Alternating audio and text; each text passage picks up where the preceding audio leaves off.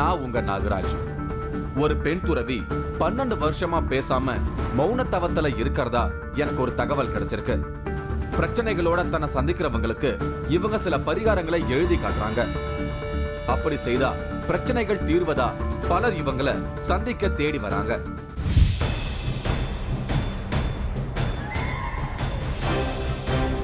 பன்னெண்டு ஆண்டுகளாக பேசாமல் வாழும் ஒரு பெண் துறவி.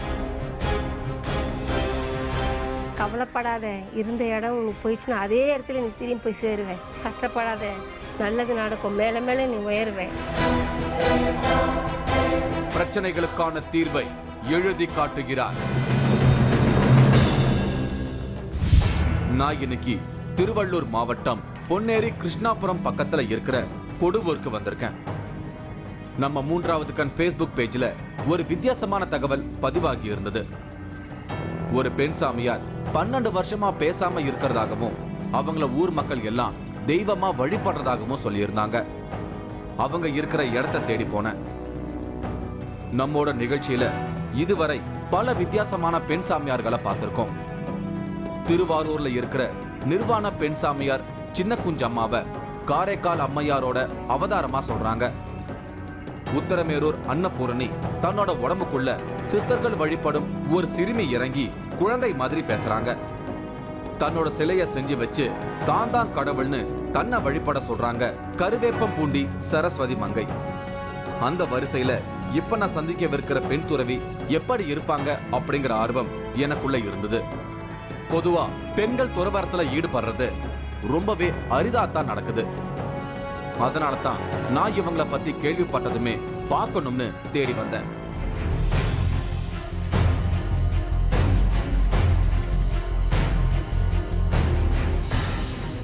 வெளியவே பெண் துறவி தாயம்மாவோட படம் வச்சிருந்தாங்க. நான் உள்ள போனேன். கூரைய முட்டும் அளவுக்கு ஒரு பாம்பு புத்து வளர்ந்திருந்தது. இப்படி ஒரு பாம்பு புத்து வேற எங்கேயும் நான் பார்த்ததில்ல. அந்த புத்துக்கு முன்னாடிதான் தவத்துல உட்கார்ந்து இருந்தாங்க தாயம்மா.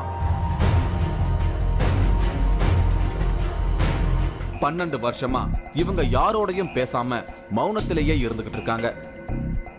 எல்லாரும் இவங்கள சாமி அம்மான்னு தான் கூப்பிடுறாங்க. தியானம் முடிச்சிட்டு எழுந்து வெளியே வந்தாங்க. நான் 3வது கண் நிகழ்ச்சியை பத்தி சொல்லி என்ன அறிமுகம் செய்துகிட்டு அவங்களோட பேச தயாரான. அவங்க பக்கத்திலேயே ஒரு சின்ன பலகை வச்சுக்கிட்டு இருக்காங்க. இங்க வரவங்களுக்கு இந்த பலகையில எழுதிதான் பதில் சொல்றாங்க. அதுல தன்னோட பதிலை எழுதி காட்டுறாங்க. சிலத சைகை மூலமா சொல்றாங்க. எத்தனை வருஷமா இப்படி மௌனத்தவம் இருக்கீங்கன்னு நான் கேட்டேன். 2003ல இருந்து பேசாம இருக்கிறதாகவும் இந்த ஜூன் மாசத்தோட 12 வருஷம் முடிஞ்சிட்டதாகவும் எழுதி காட்டினாங்க. எதுக்காக இந்த மௌனத்தவத்தை மேற்கொண்டீங்கன்னு கேட்டதுக்கு இது தன் குருவோட உத்தரவுன்னு பதில் வந்தது. இவங்களோட குரு கண்ணப்ப சாமி. அவரோட உத்தரவால தான் தொடர்ந்து 12 வருஷமா இப்படி மௌனத்தவத்துல இருந்துகிட்டு இருக்காங்க தாயம்மா. இந்த மௌனத்தவத்தால மக்களுக்கு என்ன நன்மைன்னு நான் கேட்ட கேள்விக்கு பல நன்மைகள் நடந்திருக்குதுன்னு பதில் எழுதி காட்டினாங்க. மக்களுக்கு நிறைய நன்மைகள் உண்டானது நைனா. மௌனமாக இருக்கிறது மூலமாக மக்களுக்கு நிறையா சேவை செய்ய முடியும். எல்லாமே ஒரு சில சக்தி கிடைக்கும். இன்னும் எவ்வளவு நாள் இந்த மௌனத்தவம் தொடரும்னு கேட்டேன். குருவோட அடுத்த உத்தரவு வரும் வரை மௌனம் தொடரும்னு பதில் கொடுத்தாங்க.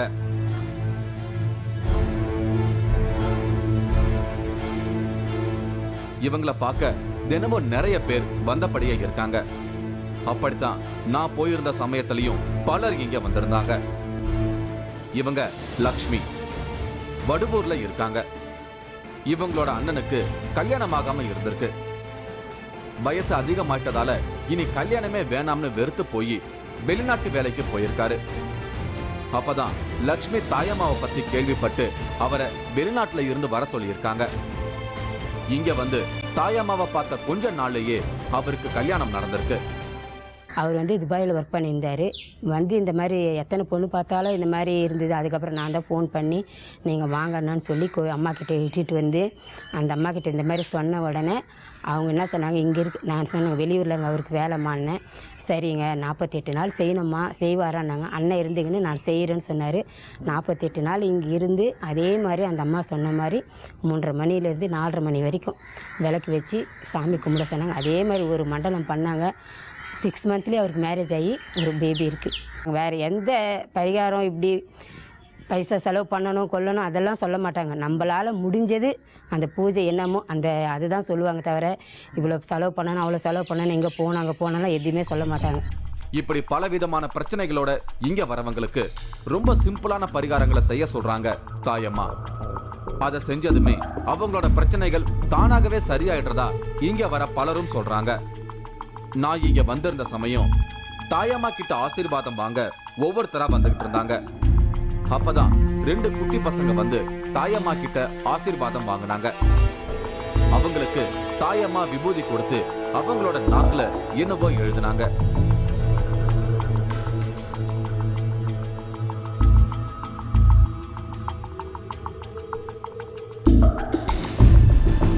இப்படி எழுதுனா நிச்சயம் குழந்தைகள் நல்லா படிப்பாங்கன்னு எனக்கு விளக்கம் சொன்னாங்க. இவங்க தன்னை தேடி வரவங்களோட பிரச்சனைகளுக்கு தகுந்தபடி வித்தியாசமான பரிகாரங்களை செய்ய சொல்றாங்க. இவங்க கிரிஜா பொன்னேரியில இருக்காங்க. இவங்களுக்கு சொந்த வீடு இருந்திருக்கு. சில பிரச்சனைகளால வீட்டை விற்க வேண்டிய நிலைமை ஏற்பட்டிருக்கு. தாயம்மா கிட்ட வந்து தன்னோட குறைகளை எல்லாம் சொல்லியிருக்காங்க. அடுத்த சில மாசத்திலேயே சொந்த இடம் வாங்கி இப்போ வீடு கட்ட தொடங்கி இருக்காங்க. கவலைப்படாத, இருந்த இடம் உனக்கு போயிடுச்சுன்னா அதே இடத்துல நீ திரும்பி போய் சேருவேன் அப்படின்னு ஆசீர்வாதம் பண்ணி இன்னைக்கு நான் வாங்கி ஒரு 4-5 மாதம் ஆகுது. அதே இடத்துல அம்மா சொன்ன மாதிரி ஒரு இடம் வாங்கியிருக்கிறோம். ஆல்ரெடி இருந்த இடத்த எடுத்துட்டோம். வீடு இருந்தது. வீடு இருந்தது. அது ஒரு நேரத்தில் இது மாதிரி ஆயிடுச்சு. ஆனாலும் நல்லது நடக்கும், கவலைப்படாத, என்னைக்கு தைரியமாக இரு, சாயிராம் கண்ணப்பா சாமி இருக்கான், கவலைப்படாத, தைரியம் சொல்லுவாங்க. அம்மா கேட்டு கேட்டு இன்னைக்கு ஏதோ இடம் வாங்கியிருக்கோம், இப்போ வீடு கட்டணும், அதுவும் நல்லபடியாக நடக்கும், நல்லது பண்ணுவேன் அப்படின்னு ஆசீர்வாதம் பண்ணுவோம். யாருக்கு ஒருத்தமே ஒரு உடம்பு சரியில்லைனா ஒரு குழந்தை இட்டுன்னு போனால் கூட, இன்னைக்கு குழந்தை ஹாஸ்பிட்டலுக்கு போனால் கூட அந்த குழந்தைக்கு இதாகிறதோ இல்லையோ எங்களுக்கு ஒரு நம்பிக்கை. அம்மா கிட்ட உடம்பு சரியில்லையா முதல் வா அம்மா கிட்ட இட்டுன்னு போயிட்டு அம்மா தீர்த்தம் முகத்தை கழுவாங்க. அவ்வளோ உடனே கிளியர் ஆகும், குழந்தைங்க தெளிஞ்சிடும். இவரு ஜெகதீசன். டாக்டர்களால குணப்படுத்த முடியாத நிலையில இருந்த இவரோட மச்சானுக்கு தாயம்மா விபூதி கொடுத்ததுமே அவருக்கு சரியாகி இருக்கு. அதனால இப்ப எந்த வேலையை தொடங்கறதா இருந்தாலும் இங்க வந்து தாயம்மா கிட்ட கேட்டுட்டு தான் ஆரம்பிக்கிறதா சொல்றாரு ஜெகதீசன். சமீப காலத்தில் எங்கள் மச்சானுக்கு ஹாஸ்பிட்டலில் ரொம்ப முடியாமல் ஆயிடுச்சு. நானே திருநூறு வாங்கிட்டு போயிட்டு மச்சானுக்கு வச்சேன். ஒரு வாரத்தில் குணமாயிடுச்சு. அதே போல் ஒரு பாப்பாவுக்கு பாம்பு கடிச்சு சீரியஸ்னு முடியாத கண்டிஷனில் இருந்தது. அப்புறம் இந்த அம்மா கிட்ட வந்து சொன்னோம், திருநூறு கொடுத்தாங்க, நல்லா ஆயிடுத்து. ஊர் மக்கள் எந்த ஒரு உடம்பு சரியில்லைனாலும் எதுவும் இருந்தால் இந்த அம்மா கிட்ட கேட்டுக்கிட்டு தான் போவாங்க, நல்லாயிடும். ஊரும் சிகிச்சமாக இருக்குது. அதனால் எந்த ஒரு சின்ன காரியம் நடக்குதுன்னா இந்த அம்மாவை கேட்டுக்கின்னு தான் செய்வாங்க. இப்போ எனக்கே எதனா ஒரு வண்டி வாங்குறதோ எதுவாக இருந்தாலும் முதல் பூஜை இந்த அம்மா கிட்ட போட்டுக்கின்னு தான் நாங்களே செய்வோம். இந்த ஊர் குலதெய்வமாக நாங்கள் நினைக்கிறோம் இந்த அம்மாவை. இப்போ சுத்து வட்டாரத்துல இருக்கிற பலரும் தங்களோட பிரச்சனைகளுக்கான தீர்வுகளுக்காக தாயம்மாவை தேடி வராங்க. இங்க வர பெண்களுக்கு தன் கையால சில்லறை காசை கொடுத்து அனுப்புறாங்க தாயம்மா. இத கொண்டு போய் வீட்டுல பீரோவிலையும் பர்ஸ்லையும் வச்சுக்கும்படி சைகையால இன்ஸ்ட்ரக்ஷன்ஸ் கொடுக்கறாங்க. சரி சாமி, சரி சாமி. இப்படி வச்சுக்கிட்டா குடும்பத்துல செல்வம் பெருகும்னு இங்க வரவங்க நம்புறாங்க. வாயை திறந்து ஒரு வார்த்தை கூட பேசாம இருக்கிற தாயம்மாவை பத்தி ஊரே ரொம்பவும் பெருமையோட பேசுறாங்க. சாமிமா வந்து கால் வலிக்குதுன்னு கால் நீட்டின்னு இருந்தா கூட தட்டுமா வந்து அது தட்டிட்டு காலை மடக்கணும்னா அப்படியே சருன்னு அது வழியில போகும். மேலே கூட படுத்துன்னு இருந்து பார்த்துருக்காங்க. அவங்க மேலேயே கால் மேலே ஏறி போகுமா, கால் மேலே படுக்குமா, அப்படியே இப்படி அப்படியே பார்க்குமா சாமிமாவை.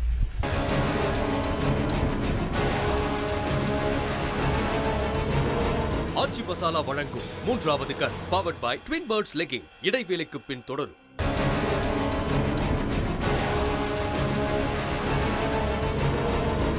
ஆச்சி மசாலா வழங்கும் 3வது கண் powered by twin birds legging தொடர்கிறது.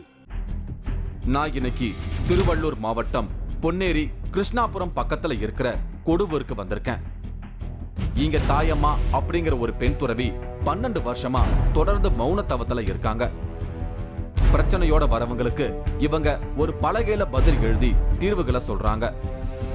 அவங்கள தான் நான் சந்திச்சு பேசிக்கிட்டு இருக்கேன். என்னோட கேள்விகளுக்கும் அவங்க பலகையில எழுதி பதில் சொல்லிக்கிட்டு இருக்காங்க. நான் அவங்களோட பர்சனல் லைஃபை பத்தி தெரிஞ்சுக்க ஆசைப்பட்டேன். இவங்க பரிமளா, தாயம்மாவோட தங்கை.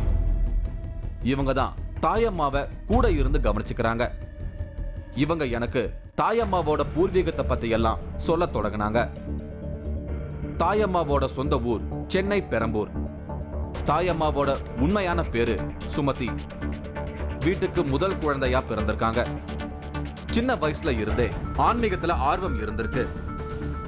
உரிய வயசுல கல்யாணம் ஆயிருக்கு. ஆனா திருமண வாழ்க்கையில இவங்களுக்கு ஈடுபாடு இல்லாம பிரிஞ்சு வாழ்ந்திருக்காங்க. அந்த சமயத்துல தான் திரும்பவும் ஆன்மீகத்துல தாயம்மாவோட முழு கவனமும் திரும்பி இருக்கு. அப்பதான் இவங்களோட குரு கண்ணப்பசாமியோட தொடர்பு கிடைச்சிருக்கு. கண்ணப்பசாமியும் மௌன குருன்னு தான் சொல்றாங்க. அவரோட உத்தரவாதத்தான் இன்னைய வரைக்கும் மௌன தவத்துல இருந்துகிட்டு இருக்காங்க தாயம்மா. கோயிலுங்களுக்கு அப்படியே போகிறா போல் எங்கள் மாமா இருக்கார், பலராம் மாமான்ட்டு எங்கள் அத்தை வீட்டுக்கார். அவர் வந்து வேசார்பாடியில் மடத்தில் இருந்தார். அவர் புக்குங்கெல்லாம் கொடுப்பாரு. கோயிலுக்கு அந்த மடத்துக்கிட்டுன்னு போவார். அந்த மடத்துலேருந்து அதுக்கப்புறம் காவாங்கரைக்கு வர ஆரம்பித்து கண்ணப்பாவுக்கு சேவை செய்ய ஆரம்பித்தாங்க. கண்ணப்பா வந்து அந்த மௌனம் கொடுத்தது கண்ணப்பா தான், மௌனம் இருக்கு சொல்லி. ஒரு பெண் தன்னுடைய குருவோட உத்தரவை ஏற்று 12 வருஷமா பேசாம இருக்கிறத கேட்டதும் எனக்குள்ள ஒரு பிரமிப்பு ஏற்பட்டுச்சு.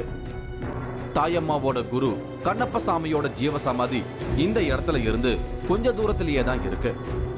கண்ணப்பசாமிகளை சக்தி சித்தர்னு குறிப்பிடுறாங்க. இவரோட ஜீவசமாதி சென்னை புழல் சிறைக்கு பக்கத்துல இருக்கிற காவாங்கரையில இருக்கு. ஊருக்குள்ள நுழையும் போது பெரிய அலங்கார வளைவு அமைச்சிருக்காங்க. இந்த ஊரோட பேராலையும் கண்ணப்பசாமிய காவாங்கரை சாமின்னு குறிப்பிடுறாங்க. காவாங்கரை சாமிகள் நிர்வாணமாவே சென்னை முழுசும் சுத்தியபடியே காவாங்கரைக்கு வந்திருக்காரு. எப்பவும் மௌனமா இருந்ததால இவரை மௌன சித்தர்னு குறிப்பிடுறாங்க.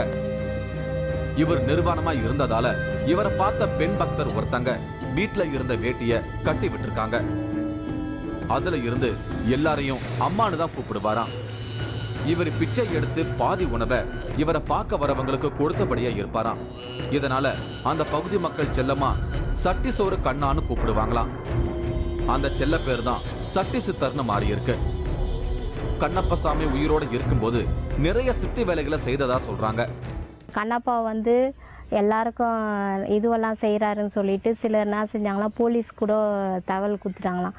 அவர் வந்து இவர் ஏதாவது கொடுத்தாருன்னா அது பணமாக ஆகுது, ஏதோ ஒருத்தருக்கு வந்து கல்யாணம் ஆகலைன்னு சொல்லிட்டு வந்திருக்காங்க. ஒரு டப்பியில் ஏதோ போட்டு கொடுத்தா வீட்டில் திறந்து பார்த்தோன்னா பணமாக இருந்துதான், நகையும் பணமாக இருந்துதான். இவர் ஏதோ மந்திரம் இதெல்லாம் பண்ணுறாரு, அதாவது வந்து அதனால நம்ம போலீஸில் பிடிச்சி கொடுத்துடணும் அப்படின்னு சொல்லிட்டு போலீஸை வர வச்சுட்டாங்களாம். வேனில் ஏற்றி உட்கார வச்சாங்களாம் அந்த போலீஸ் ஜீப்பில். அந்த போலீஸ் ஜீப்பே நகரவே இல்லையா.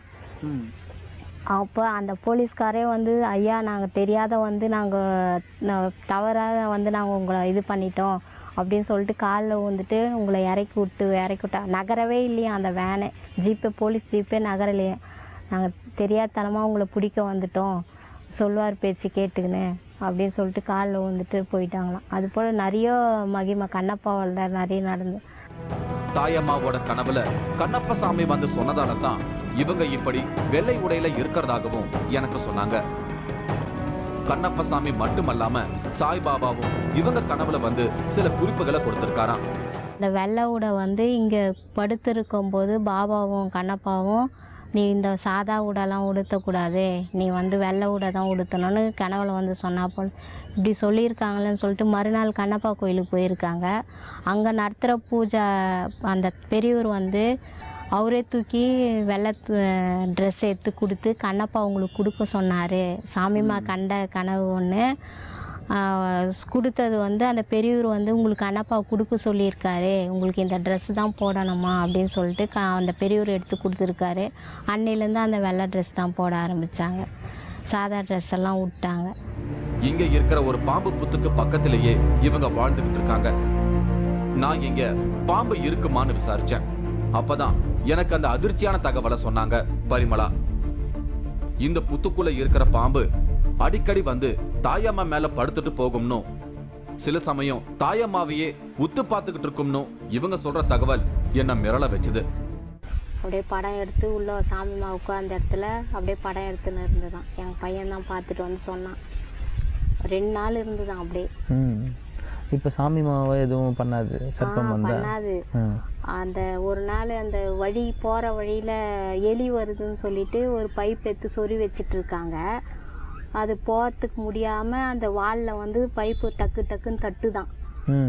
அப்புறமா என்ன சவுண்டு வருதுன்னு போய் பார்த்தா அந்த பைப்பை தட்டுதான், அந்த எடுக்க சொல்லி. அப்புறம் எடுத்து விட்டோன்னா அழகாக வெளியே போயிடுச்சான். துளையை தூக்கி பார்த்துட்டு அப்புறமா வெளியே போயிடுச்சான். சாமிமா வந்து கால் வலிக்குதுன்னு கால் நீட்டின்னு இருந்தால் கூட தட்டுமா வந்து அது தட்டிட்டு காலை மடக்கணுன்னா அப்படியே சருன்னு அது வழியில் போகும். மேலே கூட படுத்துன்னு இருந்து பார்த்துருக்காங்க. அவங்க மேலேயே கால் மேலே ஏறி போகுமா, கால் மேலே படுக்குமா, அப்படியே அப்படியே பார்க்குமா சாமிமாவை. எதுவும் பண்ணாது.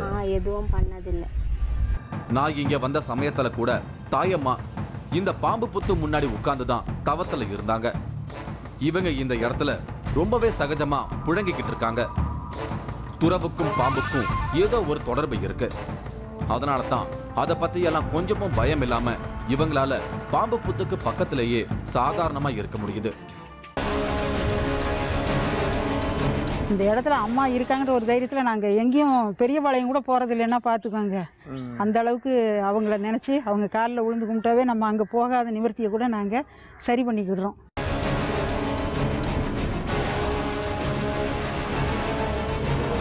ஆச்சி மசாலா வழங்கும் 3வது கண் powered by twin birds legging. இடைவேளைக்கு பின் தொடரும்.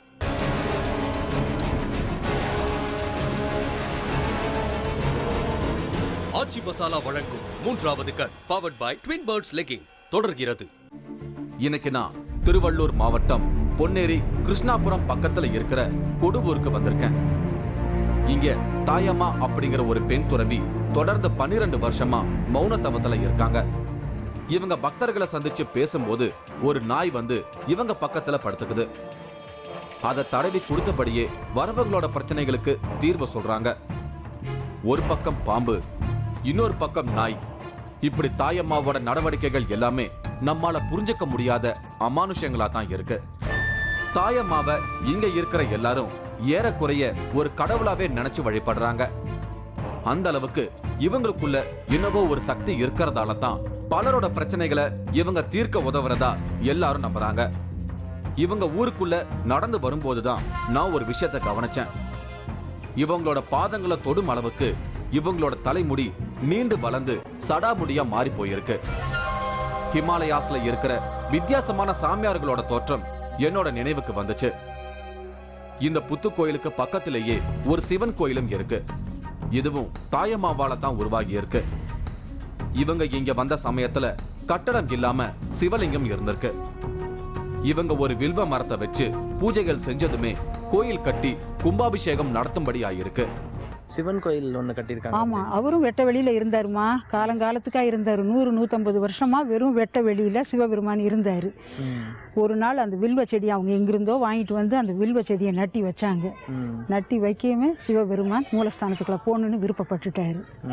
அந்த அம்மா அன்னபூரணின்னு பேர் வச்சு அகிலாண்டேஸ்வரர் அன்னபூரணி, அவருக்கு பேரும் இல்லை ஒன்றும் கிடையாது.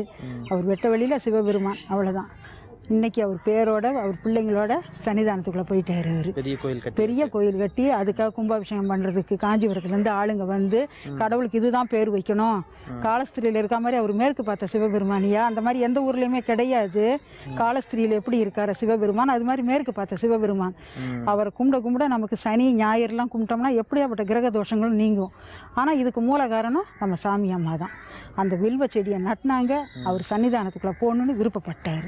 இல்லைன்னா ஏன்னா வெட்ட வெளியில் எல்லாரும் பார்க்குற மாதிரி கடவுள் அந்த இடத்துல மழையில் தண்ணியில் நனைஞ்சு தான் இருப்பார். அது ஒரு பெரிய மகிமை எங்களுக்கு. தாயம்மாவோட மௌனத்தவம் இவங்களுக்கு சில அமானுஷ சக்தியை கொடுத்திருக்கு. அதனால தான் இங்க நிறைய மாற்றங்கள் நடக்க தொடங்கி இருப்பதா எல்லாரும் நம்புறாங்க. எந்த நேரமும் இந்த புத்துக்கோயிலேயே தான் தவத்துல இருக்காங்க தாயம்மா. இந்த இடத்துல இருந்து பக்கத்துல இருக்கிற பெரியபாளையம் கோயிலுக்கு கூட இங்க இருக்கிறவங்க எல்லாம் போனதில்லைன்னு ஆச்சரியத்தோட குறிப்பிடுறாங்க. இன்னைக்கு எல்லாரும் அதில் நாங்கள் சுகப்படுறோம். அம்மாவுடைய ஆசீர்வாதம் வாங்கி இந்த இடத்துல அம்மா இருக்காங்கன்ற ஒரு தைரியத்தில் நாங்கள் எங்கேயும் பெரியபாளையம் கூட போகிறது இல்லைன்னா பார்த்துக்கோங்க. அந்த அளவுக்கு அவங்கள நினச்சி அவங்க காலில் விழுந்து கும்பிட்டாவே நம்ம அங்கே போகாத நிவர்த்தியை கூட நாங்கள் சரி பண்ணிக்கிடுறோம். நான் தாயம்மாவோட அவங்களோட குரு கண்ணப்ப சாமிகளோட ஜீவசமாதி இருக்கிற காவாங்கரை கோயிலுக்கு அழைச்சிட்டு போகலாம்னு அவங்க கிட்ட கேட்டேன். குருவோட உத்தரவு வந்தாதான் காவாங்கரையில இருக்கிற கண்ணப்ப சாமியோட ஜீவசமாதிக்கு வருவேன்னு எனக்கு பதில் கொடுத்தாங்க தாயம்மா. அவங்களோட குரு பக்தி என்ன சிலிர்க்க வச்சது. தவத்துல பல வகைகள் இருக்கு. அதுல இந்த மௌனம் ஒரு பெரும் தவம். ரமணரின் மௌனம் பல ஞானிகளை உருவாக்கி இருக்கு. இங்க வரவங்களோட கேள்விகளுக்கு பலகையில எழுதி பதில் சொல்றதையெல்லாம் பார்த்ததும் எனக்கு வடநாட்டுல இருந்த ஒரு ஞானி தான் ஞாபகத்துக்கு வந்தாரு. மெஹர் பாபா. அவரும் இப்படித்தான் ஒரு கட்டத்துல திடீர்னு மௌன தவத்துக்கு போனவர் கடைசி வரைக்கும் மௌனத்திலேயே இருந்துட்டாரு. எல்லாருக்கும் பலகையில எழுதிதான் பதில் சொல்வாரு. அப்படியே உலகம் முழுக்க சுத்தி வந்தாரு. இந்த மௌனத்தவத்தின் மூலமா தாயம்மாவையும் ஒரு மிகப்பெரிய ஞானியா மாத்தத்தான் கண்ணப்பசாமி இப்படி ஒரு உத்தரவை கொடுத்திருப்பாரோன்னு எனக்கு தோணுச்சு. கடைசியா எனக்குள்ள ஒரு கேள்வி எழுந்தது. ஜூன் 17ஆம் தேதி இவங்களோட 12 வருட மௌனத்தவம் முடிஞ்சது. அன்னைக்கு தாயம்மா பேசுவாங்கன்னு எல்லாரும் எதிர்பார்த்திருக்காங்க. ஆனா திரும்பவும் மௌனம் தொடரும்னு குருவோட உத்தரவு வந்துட்டதா தாயம்மா அறிவிச்சிட்டாங்க. இந்த உலகத்துக்கான ஒரு முக்கியமான அறிவிப்பு தாயம்மா மூலமா வரும். அன்னைக்கு திரும்பவும் தாயம்மா பேசுவாங்கன்னு கண்ணப்பசாமி இவங்களுக்கு உணர்த்தி இருக்காராம். அப்படி தாயம்மா பேசும்போது அது இந்த உலகத்துக்கான மிக முக்கியமான செய்தியா இருக்கும்னு எதிர்பார்ப்பு எழுந்திருக்கு. நிறைய பக்தர்கள் தாயம்மாவை சந்திக்க காத்திருந்தாங்க. தாயம்மா அங்க இருந்த புத்துக்கு பூஜைகள் செய்ய தொடங்கினாங்க. எல்லாரும் அவங்க கிட்ட விபூதி பிரசாதம் வாங்கினாங்க. நானும் அவங்க கிட்ட ஆசீர்வாதம் வாங்கிட்டு அங்கிருந்து வந்தேன். மீண்டும் ஒரு வித்தியாசமான நிகழ்ச்சியில உங்களை சந்திக்கிறேன். அதுவரை உங்களிடமிருந்து விடை பெறுகிறேன்.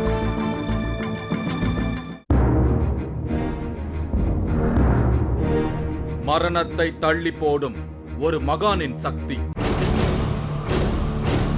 200 வருஷங்களை கடந்த பிறகும் இந்த இடத்துல இருந்து இது வரைக்கும் எந்த ஒரு உயிரும் பிரிஞ்சதில்லை அப்படின்னு இங்கே உள்ள ஊர் மக்கள் சொல்றாங்க. சாகா வீடு, சர்க்கரை பானை, கட்டிலுக்கு பூஜை, வினோத வழிபாடுகளும் நம்ப முடியாத ஆச்சரியங்களும். நீங்களும் இந்த திகில் பயணத்தில் கலந்து கொள்ள ஒரு வாய்ப்பு. 3வது கண் டிவி ஷோ என்ற ஃபேஸ்புக் பக்கத்தில் எங்களோடு இணைந்திடுங்கள். உங்களது அமானுஷ்ய அனுபவங்களை பதிவு செய்து இந்த நிகழ்ச்சியில் பங்கு பெறும் வாய்ப்பை பெறுங்கள்.